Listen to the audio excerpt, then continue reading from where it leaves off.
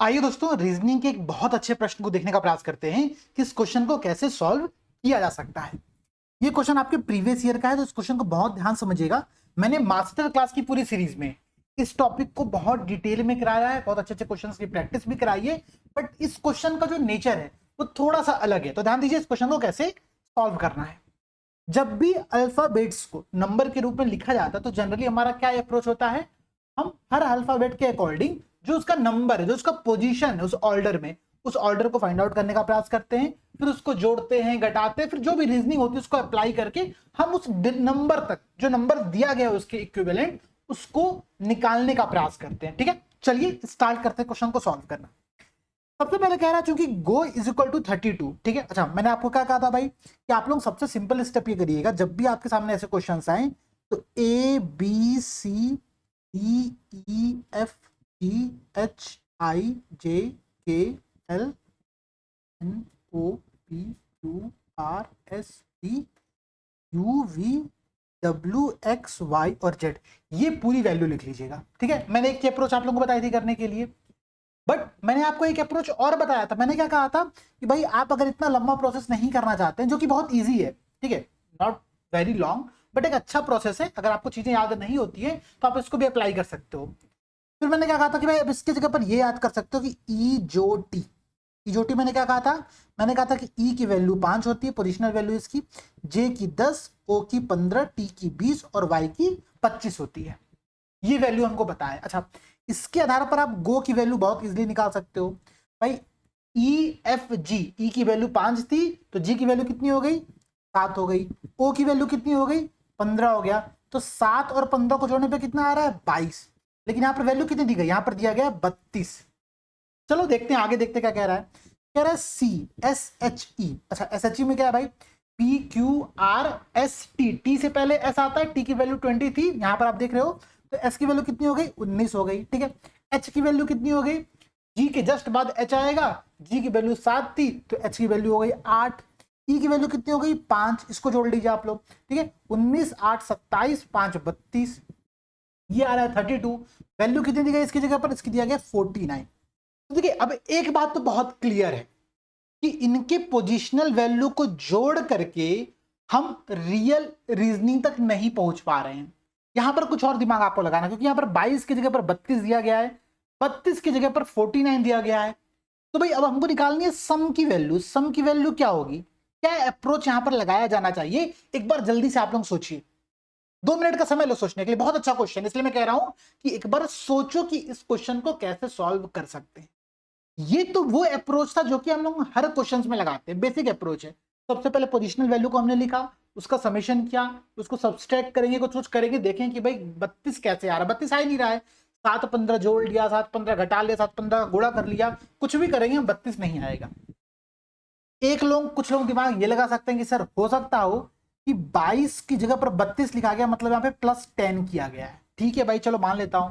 कुछ लोग कहेंगे सर फिर 32 में 49 कैसे आया, तो यहां पर हमने 17 जोड़ा हुआ है। ठीक है, 10 के बाद 17, हो सकता हो कि 17 में 7 जगह पे हमारा आपको दिख रहा है, हो सकता है 17 + 7 24। ठीक है, अगले में हम 24 जोड़ दें तो हमारा आंसर आ जाए। अच्छा, सम की वैल्यू पहले क्या, पहले ये तो कैलकुलेट करो। ठीक है, देखो एस की वैल्यू कितनी हो गई, एस की वैल्यू हो गई आपकी 19, ओ की वैल्यू आपकी हो गई 15, एम, ठीक है, देखो जे के एल एम 11 12 13, एम की वैल्यू हो गई आपकी 13। ठीक है, सिंपल सा कॉन्सेप्ट है।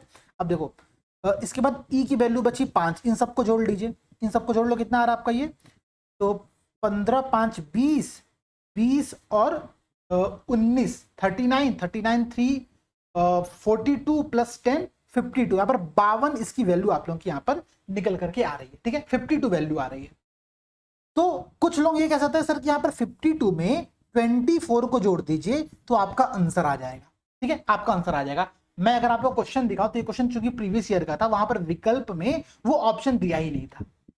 ठीक है, तो मतलब कि भाई ये रीजनिंग तो यहां पर नहीं अप्लाई हो रही है। फिर करें कैसे इस क्वेश्चन को, एग्जाम में करना बहुत टफ वर्क है, करें कैसे। सबसे सिंपल अप्रोच लगाओ।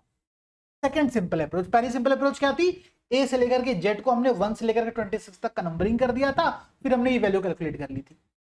लेकिन भाई जब सीधे हाथ से घी ना निकले तो हाथ को थोड़ा सा टेढ़ा करना पड़ता है, ठीक है। वो है ना कि भाई नाक को ऐसे पकड़ो या फिर घुमा करके पकड़ो, आंसर आना चाहिए, ठीक है। यहाँ पर हम काम वही करेंगे।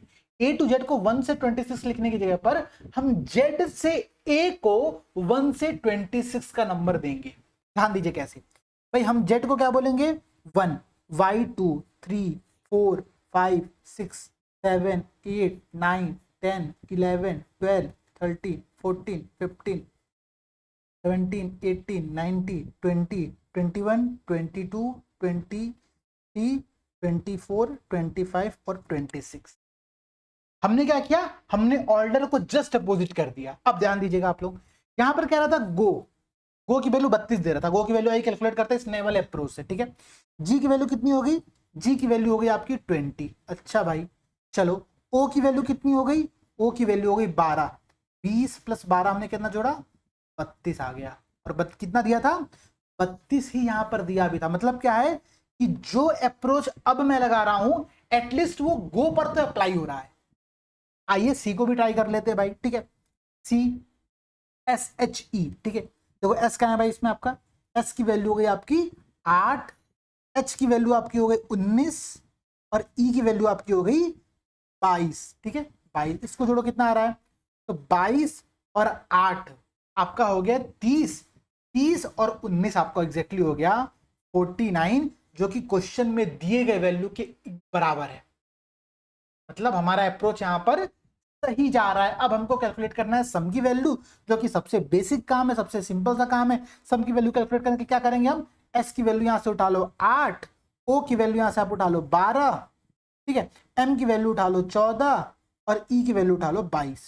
इसको जोड़ दो, जो आपका आंसर है वही सही आंसर यहां पर होगा। जोड़ दो भाई, 22 8 30, 30 और 14 44, 2 46, 10 56, आपकी वैल्यू यहां पर आ गई 56, 56। यही आपका क्वेश्चन में आंसर दिया था। बात समझ में आया। देखो रीजनिंग के क्वेश्चन टफ भी हो सकते हैं, लेकिन हमको अपनी अप्रोच नहीं गड़बड़ करनी है भाई। हमको 2-3 अप्रोच पता है, उन 2-3 अप्रोच को अप्लाई करके देख लेंगे, आंसर तो आ ही जाएगा। इस बात से तो मैं श्योर हूं, ठीक है। आपको लग सकता है कि सर एक क्वेश्चन सॉल्व करने में आपने 7 मिनट का समय ले लिया। अरे भाई मैं आपको एक्सप्लेन कर रहा हूं, मुझे लिखने के लिए मैं इतना इजोटी थोड़ी लिखूंगा, मैं इतना ए से जेड तक की वैल्यू थोड़ी लिखूंगा। मेरे पास बहुत सिंपल अप्रोच है। मुझे पता है कि अगर मैं उल्टा भी ऑर्डर में जा रहा हूं तो मुझे वैल्यू कैसे निकालनी है। मुझे पता है, ये मुझे डिफरेंस समझ में आता है कि भाई कैसे मैं वो वैल्यू निकाल सकता हूं। यही तो मेरे पास कॉन्सेप्ट है। जैसे कि ध्यान समझिएगा आप लोग, जेड की वैल्यू कितनी है, उल्टे में 1, सीधे में कितनी है 26, ठीक है। ए की वैल्यू कितनी है, सीधे में 1, उल्टे में 26, बी की 2 25, दोनों का समेशन 27 आ रहा है। मतलब क्या कि अगर हम उल्टे ऑर्डर में जाएंगे तो हमको वैल्यू निकालने के लिए कुछ नहीं करना, दोबारा से ए टू जेड नहीं लिखना पड़ेगा। बस जो सीधे ऑर्डर में वैल्यू है उसको 27 में से माइनस कर देना है, हमारी वैल्यू आ जाएगी। ये भी बहुत सिंपल अप्रोच है, ठीक है। तो ऐसे प्रश्नों को भी सॉल्व करिए। ये प्रीवियस ईयर का प्रश्न था और निशान सर को मैंने भाई देखो बिल्कुल प्रूफ के साथ इस क्वेश्चन का सॉल्यूशन दे दिया, ठीक है। उन्होंने क्वेश्चन पूछा था कि सर इस क्वेश्चन का आंसर कैसे आएगा, मैंने ये पूरी की पूरी अप्रोच आपको बता दी। क्लियर है। जितने लोग भी मास्टर क्लास में क्लास कर रहे हो, आप बताना कि ये अप्रोच आपको समझ में आई कि नहीं आई, और क्या इससे भी अच्छे अच्छे क्वेश्चंस की प्रैक्टिस हमने क्लास में किया है कि नहीं किया है। जय हिंद दोस्तों।